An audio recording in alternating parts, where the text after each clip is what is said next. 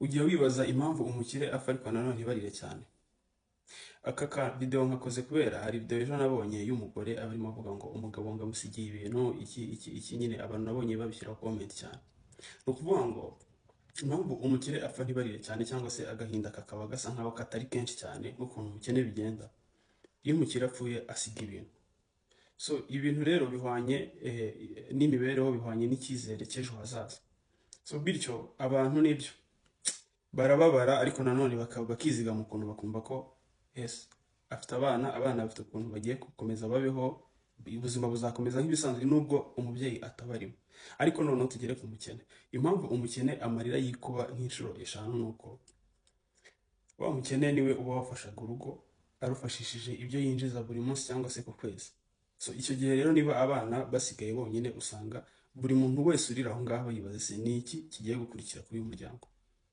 Abana bagiye kubaho bate, bagiye kwiga bate, ubuzima bugiye kugenda bute noneho bari kurerwa n'umubyeyi umwe rimwe na rimwe usanga ari we utarufite ubushobozi.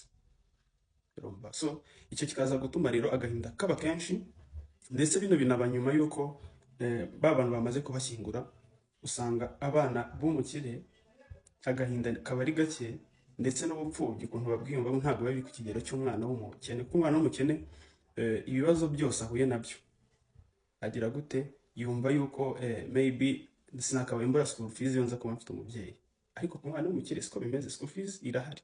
So ikintu kiri buze kubaho wenda no kuba yakumva abantu mu biganiro n'ikibavuga bati iso yaragiye n'iki cyangwa se umubyeyi wawe runaka wari provider, ariko ntabwo bimukoraho cyane mu mwana w'umukene.